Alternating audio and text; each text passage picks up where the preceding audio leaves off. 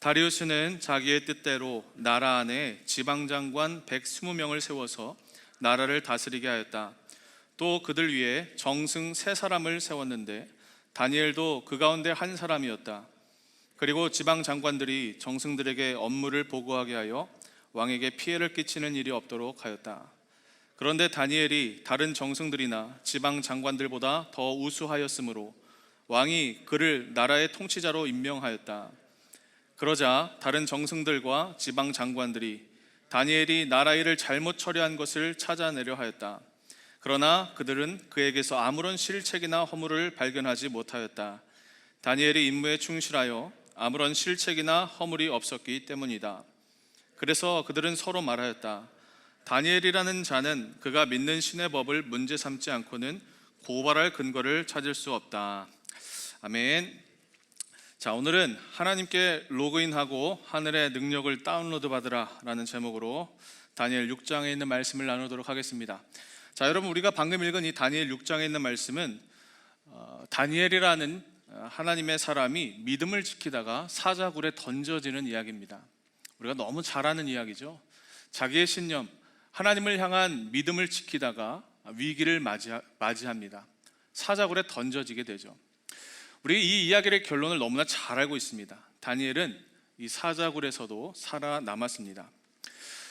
오늘 이런 말씀들, 특히 이런 우리의 삶 가운데 잘 경험되지 않는 기적 같은 상황들, 믿음을 지켰더니 하나님께서 이렇게 역사해 주셨더라 라는 이런 말씀들을 우리가 들을 때 어떤 분들은 용기를 얻고 또 위로를 또 소망을 얻는 분들도 있지만 또 다수의 또 어떤 우리 청년들이나 예배하는 분들은 이런 말씀을 들으면 오히려 마음에 부담감이 찾아올 때가 많이 있어요. 왜?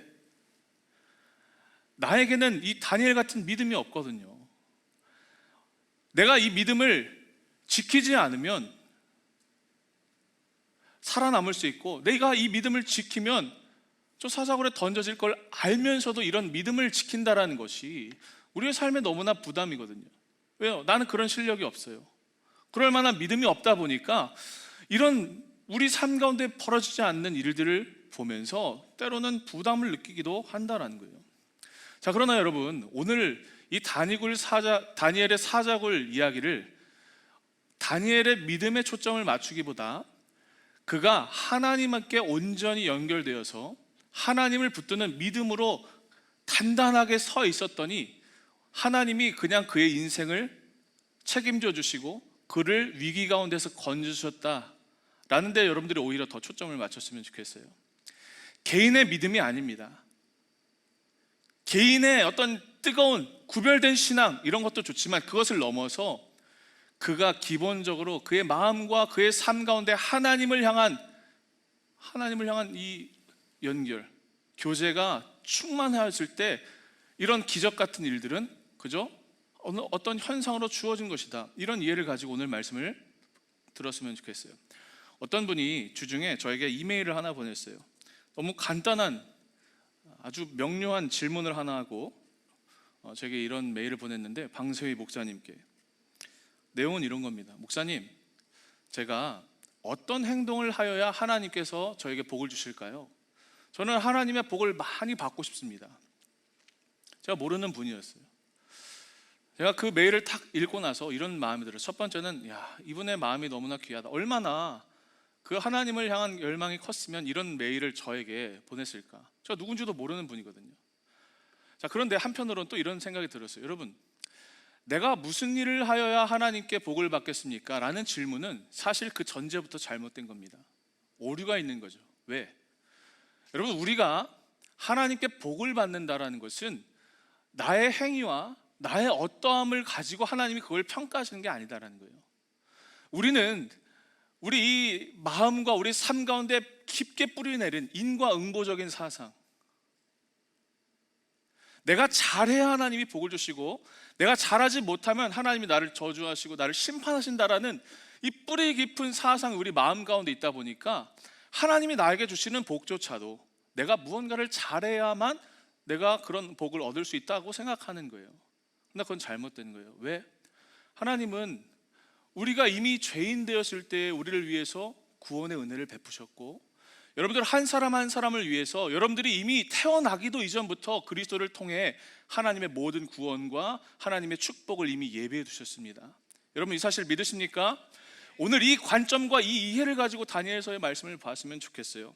여러분 잘 믿는 것, 내가 믿음을 지키는 것, 내 행위로 무언가를 하는 것보다 내가 그저 하나님 안에 온전히 머물러 있으면 다니엘과 같은 기적을 그냥 자연스럽게 경험하게 되는 것이다 라는 거예요.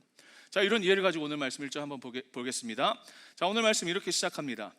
다리우스는 자기의 뜻대로 나라 안에 지방장관 120명을 세워서 나라를 다스리게 하였다.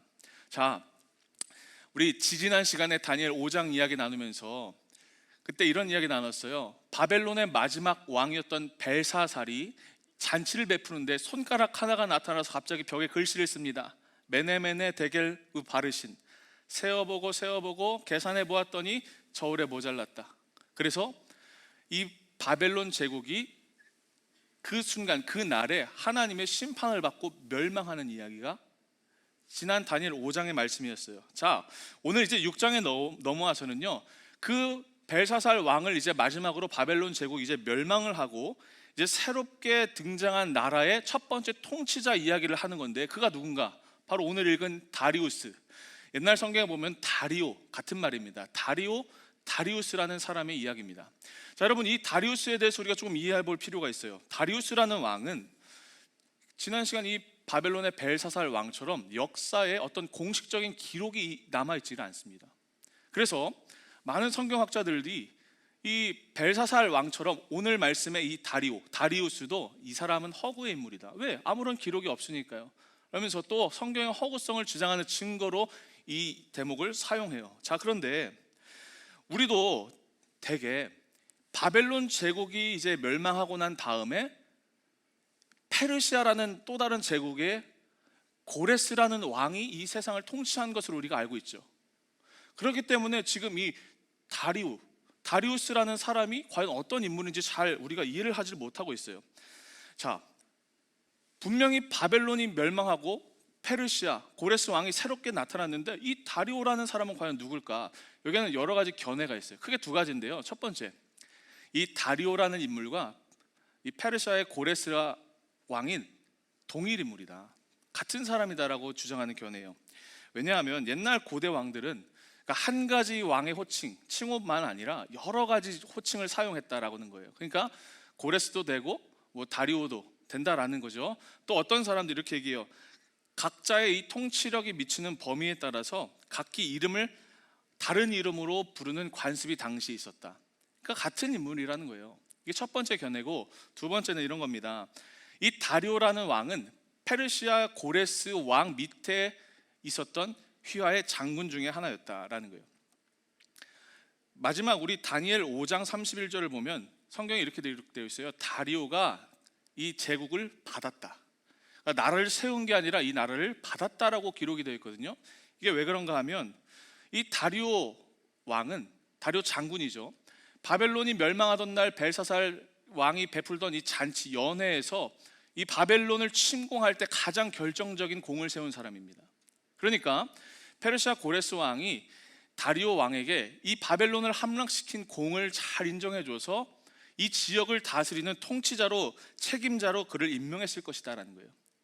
아마도 이 두 번째 견해, 그러니까 다리오 왕은 아마도 페르시아 고레스 왕 밑에 있던 부하였는데 이 바벨론을 점령한 공을 왕이 인정해줘서 그 지역의 통치자가 되었다는 게 아마 좀 유력하고 더 설득력 있지 않나 생각합니다. 자, 이런 이해를 가지고 다리오가 어떤 일을 하는가 2절 말씀 한번 볼게요. 자, 어떤 일을 합니까? 또 그들 위에 정승 세 사람을 세웠는데, 정승, 총리, 아주 고위 관직, 왕 밑에 바로 이제 이 나라를 통치할 수 있는 정승, 이런 표현이 올바를지 모르겠는데 우리 뭐 옛날 조선시대 보면 영의정, 좌의정, 우의정 있죠? 이런 정승 세 사람을 세운 거예요. 그 중에 누가 있었어요? 다니엘이 있었어요. 그리고 그 밑에 있는 지방 장관들이 이 세 총리, 정승들에게 업무를 보고하게 해서 왕이 피해를 끼치는 일이 없도록 했다라는 거예요. 그러니까 다니엘이 바벨론 제국이 멸망하고 난 다음에도 여전히 새로운 제국에서 다리오 왕의 인정을 받아서 그 지역을 다스리는 그 새 총리 중에 하나가 되었다라는 거예요. 자, 그런데 문제는 항상 무언가 우리가 잘 되고 형통할 때 생기죠. 바로 위기가 닥쳐옵니다. 이 새 정승들 있잖아요. 다니엘을 포함한 이 나머지 두 사람과 나머지 그 밑에 있는 지방 장관들이 다니엘을 보면서 시기와 질투를 하는 거예요. 왜? 그가 너무 잘나서. 그가 하는 일이, 그가 총리가 되어서 맡는 모든 행사와 모든 이런 진행되는 일이 너무나 완벽했기 때문에 사람들이 그를 시기하기 시작한 거예요. 다리오 왕도 이 다니엘이 하는 일을 보면서 인정을 해주고 다니엘을 그 지역의 두 번째 통치자로 세워주려고 합니다. 그러니까 더욱더 눈에 가시는 거죠. 다니엘을 막 깎아내리기 시작했어요. 요즘 말로 하면 신상 털기를 하는 거예요. 뭐 하나 잘못한 거 없나? 여러분, 우리 솔직히 말해서 우리 안에 허물 없는 사람이 있습니까? 아무도 없습니다. 아무리 정직하고 올바르게 산 사람일지라도 털어서 먼지 안 나온 사람 과연 있을까요? 없습니다. 털면 다 털리는 거예요. 그런데 문제는 뭐예요? 다니엘은 그 아무것도 문제를 발견할 수 없을 정도로 완벽하게 자기가 하는 일을 잘 처리했다는 거예요. 그래서 다니엘을 깎아내리고 모함하려고 하는 사람들이 두 번째 작업에 착수합니다. 그게 뭐냐? 다니엘의 신앙을 공격하는 거예요. 다니엘은 살아계신 하나님을 고백하는 사람이다라는 걸 잘 알고 그를 이 신앙의 올무를 잡아서 고발할 구실을 찾습니다. 자, 그게 어디 기록되어 있냐면 7절이에요. 자, 7절 한번 제가 읽어볼게요. 사람들이, 이 정승들이 이렇게 이야기하는 거예요. 왕에게. 이 나라 정승들과 대신들과 지방 장관들과 고문관들과 총독들이 모두 의논한 바가 있습니다. 다리오 왕에게 고발하는 거예요. 뭐라고? 임금님이 법을 한 가지 만드셔서 금령으로 내려주시기를 요청하기로 하였습니다. 그 법은 앞으로 30일 동안에 임금님 말고 다른 신이나 다른 사람에게 무엇을 간구하는 사람은 누구든지 사자굴에 집어넣기로 한다는 겁니다. 다니엘이 하나님께만 경배한다는 걸 알고 하나님께만 기도한다는 걸 그들이 알고 뭘 해요? 함정을 만들어요. 다리오 왕 이외에 다른 사람에게 경배하는 자가 있다면 30일 동안 특별히 조서를 내려서 이 온 전역에 누구든지 이 법령을 어겼을 때 사자굴에 집어넣도록 해주십시오 라고 하는 거예요. 왕이 이것을 수용합니다.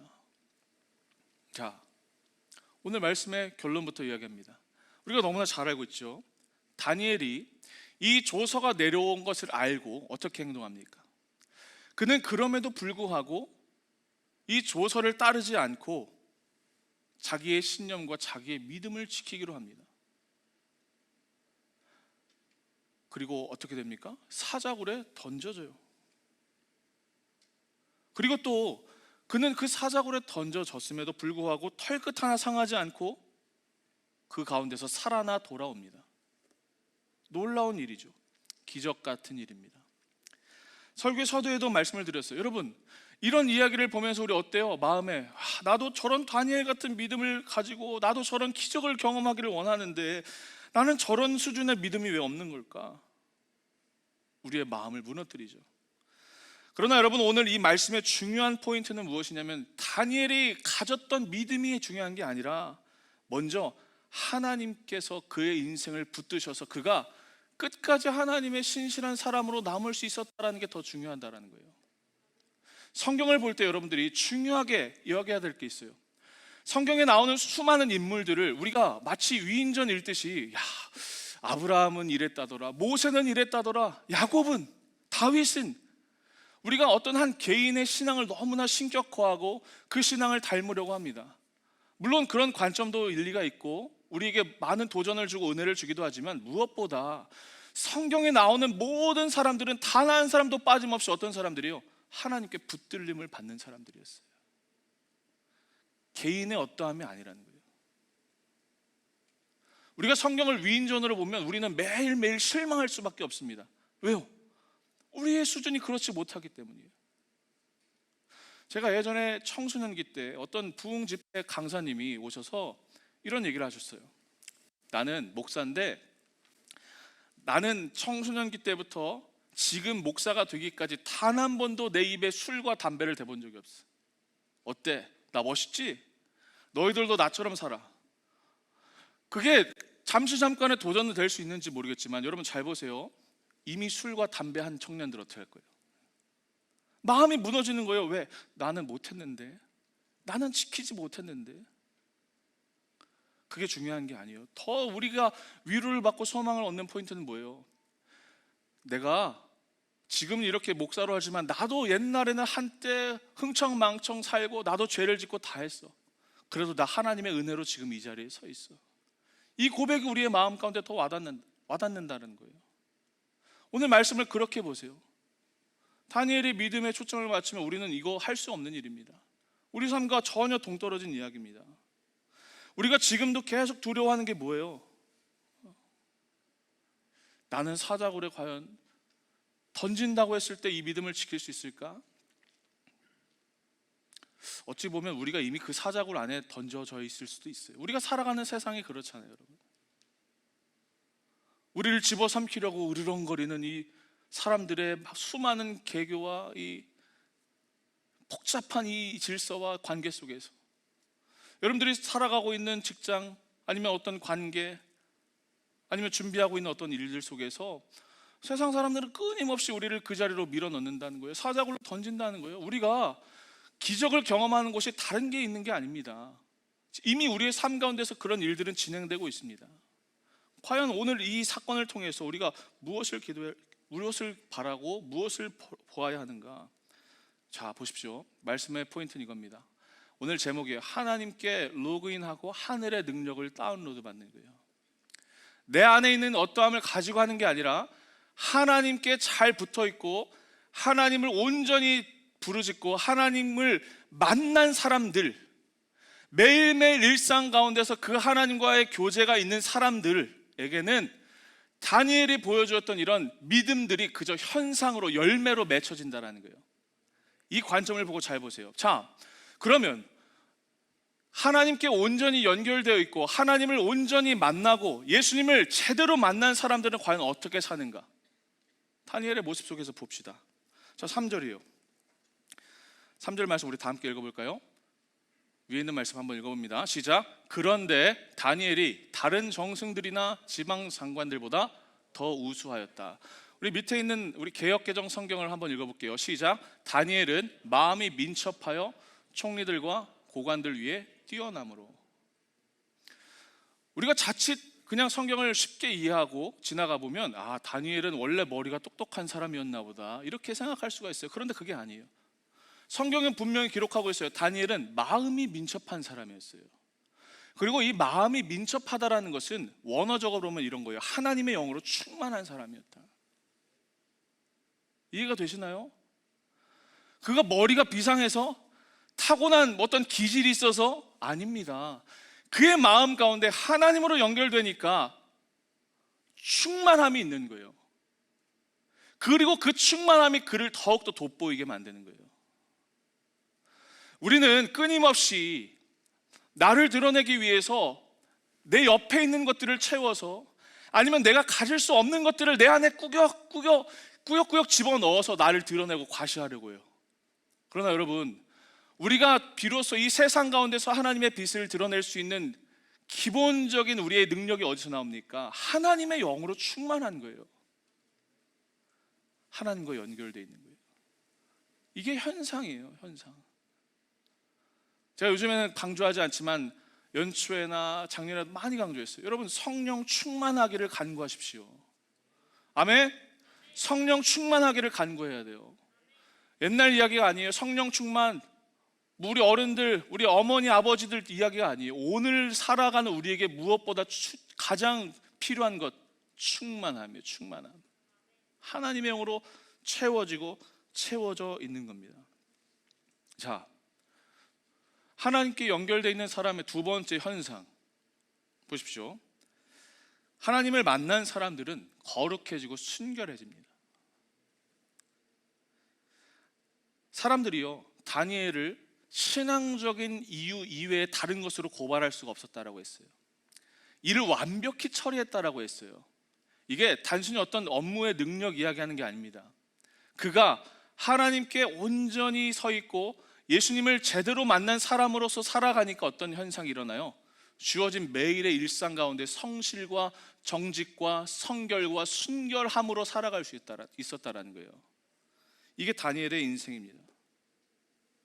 우리도 이 다니엘의 삶처럼 누군가 나를 향해서 나를 쓰러뜨리고 넘어뜨리려고 할 때 우리 안에 뭐 먼지 한 톨 없을 수 없겠지만 그래도 우리 안에 결정적인 흠이 없을 수 있어야 돼요. 이런 것들이 우리 안에 열망이 있어야 돼요. 하나님께 붙들림 받는 사람은 이런 현상들이 일어납니다. 혹시 지금 이 시간에 이 순간에도 누군가 여러분들의 신앙을 공격하고 여러분들의 예배 생활과 경건 생활을 공격하고 있다면 여러분들이 제대로 가고 있다는 증거예요. 내가 거룩으로 가고 있구나. 내 안에 내 삶 가운데 무언가 공격할 거리가 없으니까 이제 마귀가 나의 이제 본체를 공격하는구나. 여러분 이해하고 계셔야 돼요. 누가 예배 생활 핍박합니까? 믿음 생활 하는데 방해하는 요소가 있습니까?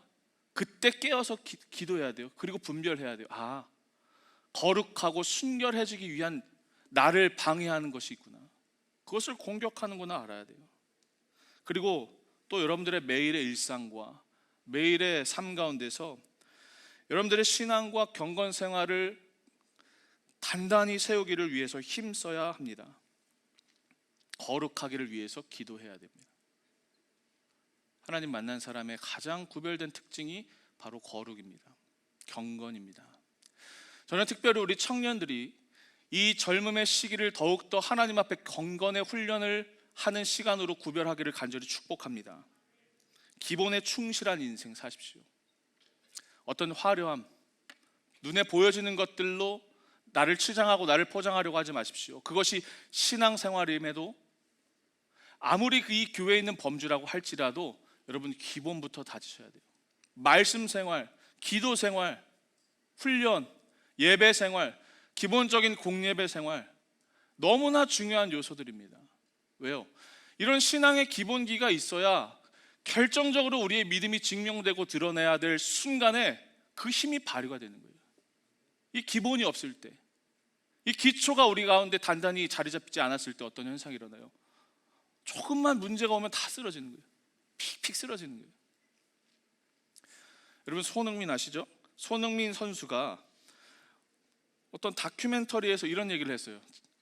손흥민 선수 아버지가 어렸을 때부터 초등학생 때부터 손흥민 선수를 훈련시키는데 15세가 되기 이전까지는 슈팅을 쏘지 못하겠다고 해요. 우리 자매님들은 잘 공감이 안 가시는지 모르겠는데 형제님들 한번 상상해 보세요. 축구를 하는데 슛을 안 쏘는 게 말이 됩니까? 이건 말이 되지 않는 이야기예요. 그렇죠? 형제님들 우리 가끔 뭐 이렇게 운동장 모이면 이제 뭐 조금씩 알아서 몸 풀기도 하고 하는데 가장 먼저 하는 게 뭐예요? 공 던져놓고 골대에다 공 한 번씩 차는 거예요. 우리 제일 먼저 하는 게 뭐예요? 우리는 슈팅부터 해요. 그런데 이 아버지가 훈련을 어떻게 시켰는가? 슈팅을 절대 못 쏘겠다는 거예요. 왜 그랬을까요? 기본기를 다지는 거예요. 기본기를. 야, 축구 선수인데 슛을 못 쏘게 한다? 엄청난 통제와 엄청난 훈련이 있었겠구나 이런 생각이 들었어요. 그만큼 이게 중요하다라는 거예요. 그러니까 손흥민 선수가 지금 월드 클래스 반열에 올라 세계를 제패하는 선수가 되지 않았습니까? 신앙도 마찬가지입니다. 여러분들 이 신앙의 기초의 훈련이 우리 가운데 있어야 됩니다. 여러분들 삶 가운데 매일매일 경건의 생활이 있어야 됩니다. 이게 없으니까 우리 삶의 믿음으로 살아갈 수 있는 동력이 상실되어 버린 거예요. 기도 생활, 기도 훈련, 말씀, 큐티 생활, 더욱더 이 예배 생활, 공예배 생활에 힘쓰는 우리 거룩한 예배자들 되기를 주의 이름으로 간절히 축원합니다. 자, 하나님께 연결된 사람의 세 번째 현상은 어떤 것이 있느냐? 믿음과 용기로 살게 된다는 겁니다. 10절 말씀이에요. 제가 한번 읽어볼게요. 다니엘은 왕의 금령 문서에 도장을 찍은 것을 알고도 자기의 집으로 돌아가서 다락방으로 올라갔다. 그 다락방은 예루살렘 쪽으로 창문이 나 있었다. 그는 늘 하듯이 하루에 3번씩 그의 하나님께 무릎을 꿇고 기도하며 감사를 드렸다. 아멘. 왕 이외에 다른 신에게 섬기거나 예배하거나 기도하지 말라. 30일간 특별 금령이 선포됐습니다. 자, 우리 인간적으로 한번 생각해 봅시다. 30일 동안만, 이 한 달이라는 기간 동안만 그냥 평소에 하지 않던 대로 그냥 창문 닫고 집에서 방에서 조용히 이불 덮고, 왜? 하나님 언제 어디서나 우리와 함께 계시잖아요. 창문을 열어야만 하나님이 들으십니까? 아니지 않습니까? 그냥 조용히 하면 되잖아요. 그렇죠? 그런데 다니엘은 그게 아니었어요. 그는 분명히 이렇게 기록하고 있어요. 조서의 내용이 어떠한 내용인지 알고 있음에도 평소에 하던 대로 하루에 3번 창문을 열고 예루살렘을 향하여 기도했다. 여러분, 어떻게 이런 용기와 믿음, 그의 삶에 이런 감사와 기도와 찬양이 끊이지 않는 인생이 있을 수 있었을까요? 다른 게 아닙니다. 하나님을 제대로 만난 사람이기 때문에 이걸 하지 않으면 살 수가 없는 거예요. 우리 가끔 교회 사역을 하다 보면 이런 구호를 듣게 됩니다. 사랑하면 전도한다. 저는 너무나 멋진 말이라고 생각해요. 사랑하면 전도한다. 너무나 당연한 말 아닙니까, 여러분? 그렇죠? 사랑하니까 너무나 간절해서 전도하게 되는 거예요. 이게 너무 귀하니까, 이게 진짜 생명인지를 알고 깨달으니까 이걸 전파하지 않을 수가 없는 거예요. 현상이에요, 여러분. 용기, 믿음 마찬가지입니다, 여러분. 하나님을 제대로 만나고 살아계신 하나님이 계시다라는 것을 아는 사람들은 어떻게 살아요? 내 안에 있는 용기가 아니라 하나님이 주시는 용기로 살아가게 된다는 거예요. 그리고 행동하게 돼요. 마지막 순간에 갑자기 다니엘이 영웅심 발휘하겠다, 나 여기서 죽어야겠다, 이런 순교 아닙니다. 평소에 그에게 있었던 이 경건의 생활 훈련과 하나님을 향한 이 온전한 믿음이 그의 안에 있었기 때문에 여기서 내가 피한다고 피해질 것이 아니구나, 그는 그걸 알았어요. 그리고 행동했어요. 이게 용기예요. 현상입니다. 자, 마지막, 하나님을 온전히 따르고 하나님과 온전히 교제하고 있는 사람들에게 마지막 어떤 현상이 일어나냐? 어떤 상황에서도 하나님을 신뢰하고 의뢰합니다. 절망적인 상황에서도 하나님을 붙들 수 있는 믿음이 있습니다. 23절 말씀이에요. 자, 마지막 말씀인데 우리 마지막 23절 말씀은 다 함께 읽어보도록 하겠습니다. 시작. 왕이 매우 기뻐하면서 다니엘을 굴에서 끌어올리도록 명령하니 사람들이 다니엘을 굴에서 끌어올렸다. 그가 자기 하나님을 신뢰하였기 때문에 그에게서는 아무런 상처를 찾아볼 수 없었다. 왕이 조서를 내리고 다니엘이 그것을 지키지 않자 사람들의 말대로 사자굴에 던져버렸어요. 그런데 사자가 이 다니엘을 해치지 않습니다. 왕이 이것을 알고 기뻐서 다니엘을 불러내는 거예요. 그리고 그를 끌어올립니다. 성경이 이것을 어떻게 기록하고 있습니까? 그가 자기 하나님을 신뢰하였기 때문에 그에게서는 아무런 상처를 찾아볼 수도 없었다. 여러분, 말씀을 마치며 결론을 내릴게요. 오늘 이 사자굴 말씀이 어떻게 끝나는 줄 아십니까? 다니엘은 사자굴 속에서 살아남았어요. 그러나 그를 모함했던 사람들 있잖아요. 정승들과 지방 장관들, 다리오 왕이 그들로 하여금 명령을 내립니다. 이 사람들을 다시 사자굴에 집어넣어라. 성경에 이렇게 기록되어 있습니다. 그들이 땅에 닿기도 전에 사자들이 그들을 움켜 잡아서 갈기갈기 찢어버렸다. 하나님이 이런 역사를 이루셨어요. 그리고 전국에 조서를 내립니다. 왕이요, 다니엘이 섬기는 그 하나님을 우리 모두가 섬겨라. 그는 살아계시고 지금도 역사하시며 우리를 영원히 다스리신다. 이게 다니엘 6장의 결론이고 마지막 이야기입니다. 말씀을 마치면서 여러분들께 이런 질문과 이런 도전을 드리면서 말씀을 맺고 싶습니다. 여러분, 지금 다니엘이 사자굴에 들어갈 때 그의 나이가 몇 살쯤 되었을까요? 우리 어렸을 때 주일학교에서 뽀송뽀송한 우리 청소년 다니엘이 들어가서 사자들과 같이 뛰노는 그림들을 많이 봤죠? 잘못된 이야기입니다. 이 지금 시점이 그가 85세쯤 된 노인의 나이였다라고 대부분의 학자들이 해석합니다. 그가 15세에 포로로 끌려왔어요. 그리고 무려 70년 동안 포로 생활을 했어요. 그리고 이제 인생의 말년에 왕으로부터 인정받아서 이제 조금 내 인생 말년이 편하겠구나 하는 그 순간에 누군가의 모함을 받아서 사자굴에 던져집니다. 얼마나 비참했을까요? 그 순간 마음에 내가 언제까지 이 믿음을 지켜야 하나 이런 생각 없었을까요? 늙은 나이에 내가 무슨 부귀영화를 누리겠다고, 내가 더 출세할 것도 없는데 왜 이런 고통을 당해야 하나, 이런 마음이 우리라면 분명히 들었을 수도 있습니다. 그러나 그는 기도했습니다. 뭐라고요? 내가 사자굴에 들어가지 않는 것만이 기도의 응답이 아니구나. 내가 그곳에 들어가서도 하나님의 일하심이 있다면 내가 그곳으로 던져지는 것도 하나님의 응답일 수 있겠구나. 하나님을 온전하게 신뢰하는 사람의 고백입니다. 여러분, 불무불 속에 들어가지 않는 것이 하나님의 인도하심이 아닙니다. 그곳에 들어간다고 할지라도 거기에 하나님의 인도하심이 있을 수 있는 겁니다. 사자굴도 마찬가지입니다. 사자굴에 들어가지 않는 것이 인도하심이 아닙니다. 오히려 들어가는 것이 하나님의 섭리일 수도 있습니다. 내 뜻을 꺾고 하나님의 인도하심을 그 자리에서도 바라보았더니 그는 기적을 경험하게 됩니다. 여러분, 모든 것은 하나님께서 하시는 일입니다. 여러분들의 상황을 가지고 여러분들이 해석하지 마십시오. 그의 해석마저도 하나님께서 하시는 것입니다. 우리는 무엇을 해야 됩니까? 우리의 힘을 빼고 내 고집, 끝까지 살아있는 나의 자아, 그 위기의 상황 가운데서 내려놓고 하나님의 도우심을 구하는 겁니다. 끝까지 하나님을 붙드는 것입니다. 말씀을 마칩니다. 우리 이 기독교라는 종교는 어떤 거창한 구호, 개인의 믿음을 강조하는 종교가 아닙니다. 예수 그리스도를 온전히 만나는 것이 기독교입니다. 우리는 예수님을 만나야 합니다. 지금도 하나님께 온전히 연결되어 있어야 합니다. 이것이 중요합니다. 관계성입니다.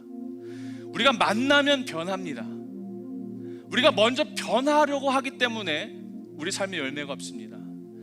만남이 없는데 어떻게 우리 안에 변함이 있습니까? 다른 것보다 여러분, 하나님께 연결되시기를 간절히 기도하십시오. 매일의 일상 가운데 하나님, 제가 주님과 한 순간도 빼놓지 않고 온전히 주님 안에 그 교제 안에 있기를 원합니다. 다니엘처럼 하루에 3번 창문을 열고 하나님을 향하여 찬송과 기도를 끊이지 않는 인생 되기를 원합니다. 그 가운데 기적과 역전과 하나님의 도우심은 우리 가운데 선물로 주어지는 것입니다. 저는 우리 사랑하는 모든 청년들이, 지금 이 사자굴 같은 세상을 살아가고 있는 우리 모든 예배자들이 오늘 이 다니엘의 이 순결한 그 하나님을 향한 열망들이 가득가득 넘치게 되셔서 하늘의 능력을 가지고 사는 저와 여러분들 되시기를 주의 이름으로 간절히 축원합니다. 상황과 환경을 뛰어넘어 기적의 삶을 사는 거룩한 주의 종들 되시기를 주의 이름으로 간절히 축원합니다. 기도하겠습니다. 하나님, 우리가 하나님을 온전히 만나기를 원합니다. 내 안에 있는 열매와 내 안에 있는 어떤 거룩한 행실을 먼저 생각하기보다 우리가 하나님께 더욱더 온전히 붙어있는 그 포도나무의 가지가 되기를 원합니다. 하나님, 우리의 삶에 기적이 필요합니다. 하나님의 도우심이 간절한 순간도 너무나 많이 있습니다. 하나님, 이 모든 것 가운데 주님께서 우리를 기억하고 우리를 붙들고 계심을 기억하며 상황과 환경을 넘어서 일하시는 그 하나님의 도우심을 바라보는 저와 우리 모두가 될 수 있도록 주님 축복하여 주옵소서. 감사드리며 예수님 이름으로 기도합니다. 아멘. 오늘 주신 말씀 기억하며 함께 찬양하도록 하겠습니다. 우리 모두 다 자리에서 일어나서 함께 찬양합시다.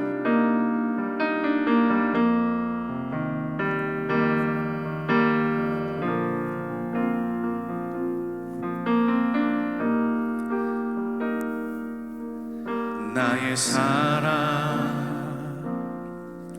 너는 어여쁘고 참 귀하다. 어느 보석보다 보다 귀하다. 내가 사랑스럽지 않을 때 너를 온전히 사랑하고 너와 함께하려 내가 왔노라. 주의 사랑, 주의 사랑, 이 사랑은 결코 변치 않아. 모든 계절 돌보시네. 풀은 마르고 꽃은 시드나 주의 말씀은 신실해. 실수가 없으신 주만 바라라. 주님의 나라와 뜻이 나의 삶 속에 임하시며 주님 알기를 주만 보기를 소망해.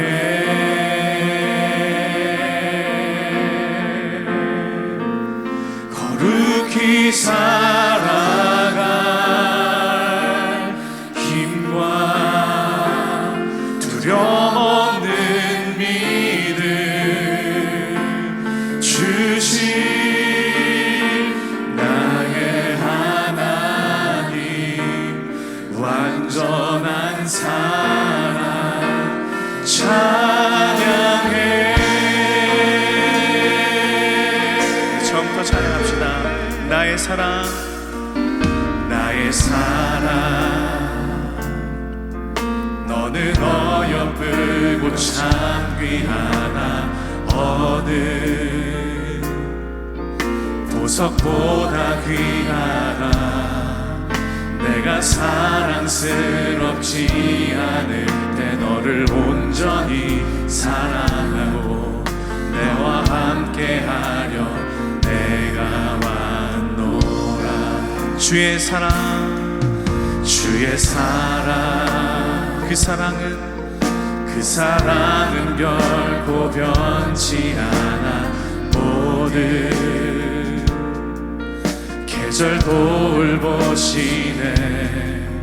풀은 마르고 꽃은 시드나 주의 말씀은 신실해. 실수가 없으신 주만 바라. 주님의 나라, 주님의 나라와 뜻이 나의 삶 속에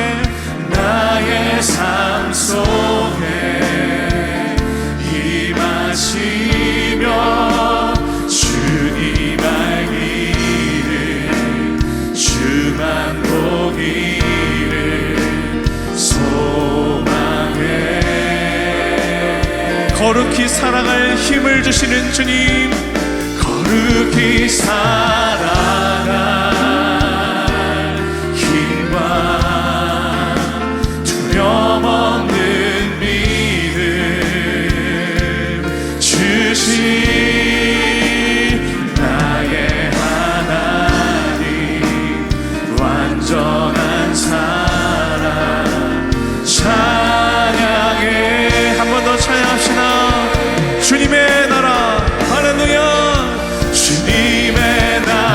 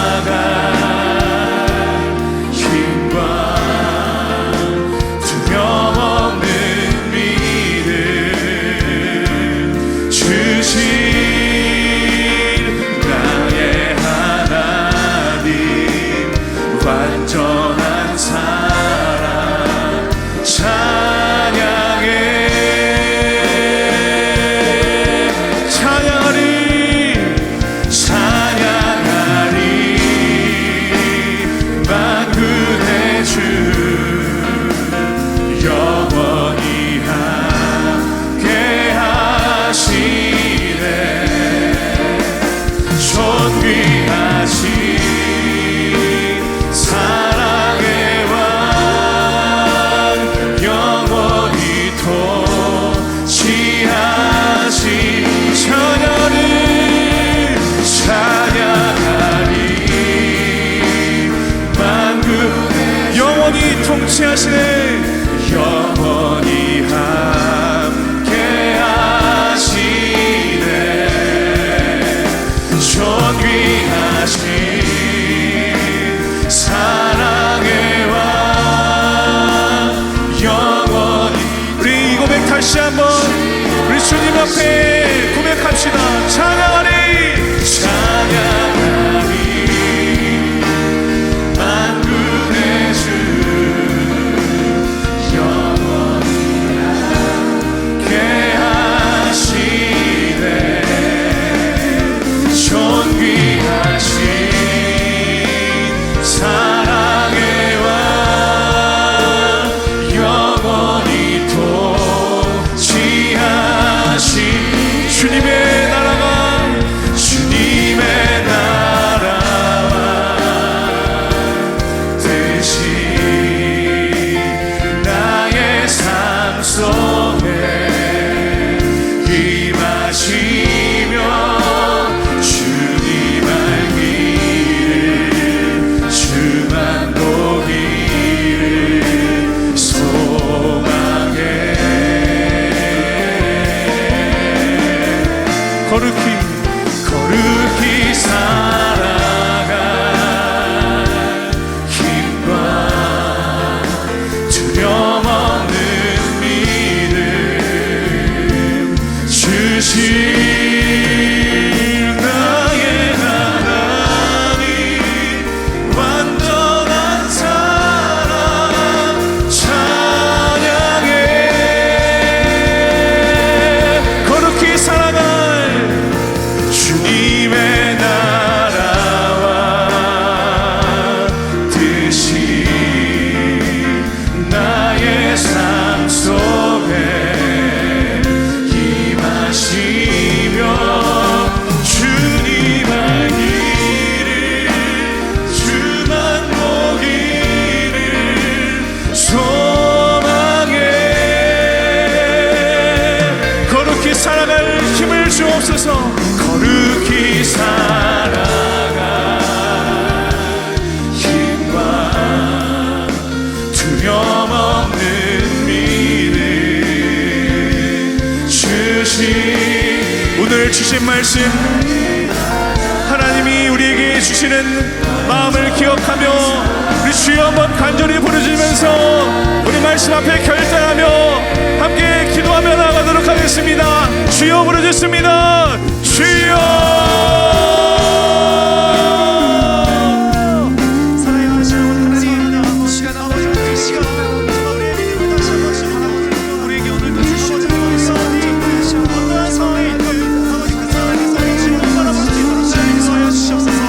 하나님 우리의 마음을 새롭게 하여 주시기를 간절히 기도합니다.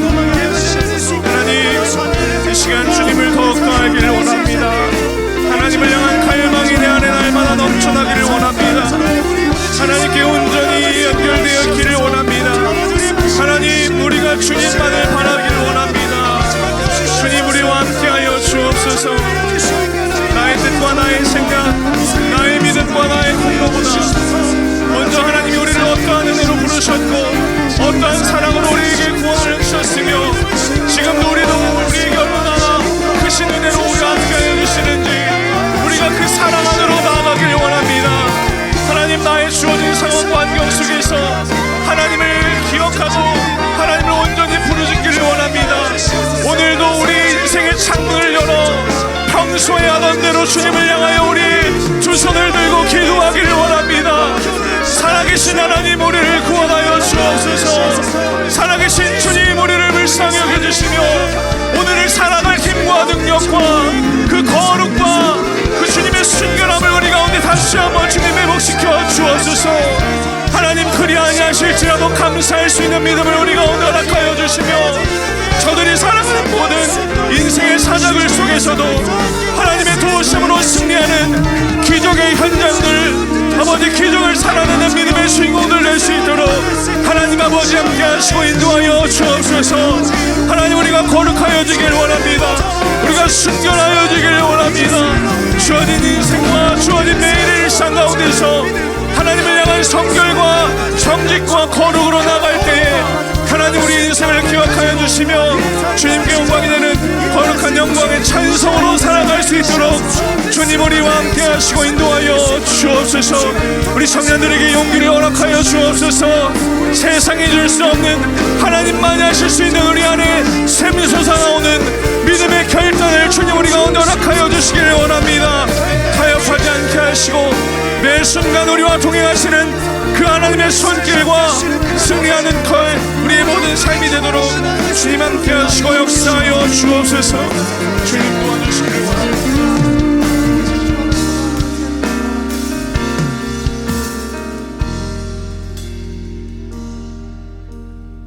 하나님, 다니엘이 던져졌던 그 사자굴은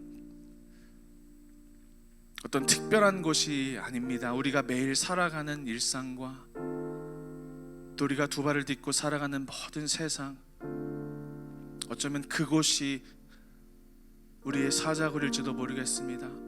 우리의 믿음을 지키기가 너무나 어렵습니다.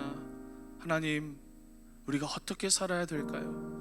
지금도 우는 사자처럼 우리를 향하여 으르렁거리는 저 세상의 핍박으로부터 하나님, 우리가 어떤 믿음을 지켜야 할까요? 하나님, 오늘 말씀을 통하여 다른 것보다 우리 마음 가운데 계시는 그 하나님을 향한 열망을 다시 한번 회복하기를 원합니다. 주의 사랑으로 일어나기를 원합니다. 나는 할 수 없사오니 주님 우리를 불쌍히 여겨주셔서 거룩히 살아갈 힘과 능력을 우리 가운데 허락하여 주옵소서. 오늘을 살아갈 수 있는 지혜를 주님 부어주시기를 원합니다. 마음이 민첩하게 하여 주시며 하나님의 영으로 충만케 하여 주셔서 이 시대와 이 세대 가운데서 거룩한 하나님의 종으로 귀하게 쓰임받는 이 시대의 다니엘로 주님 우리를 사용하여 주시옵소서. 하나님, 우리 사랑하는 모든 청년들, 예배자들 다시 한번 삶의 자리로 세상으로 파송합니다. 여전히 우리가 마주하고 있는 위협과 현실 속에서도 하나님의 놀라운 임재와 역전을 경험하는 기적의 현장들로 저들의 인생을 주님 변화시켜 주시옵소서. 귀한 예물을 주님 앞에 올려드렸습니다.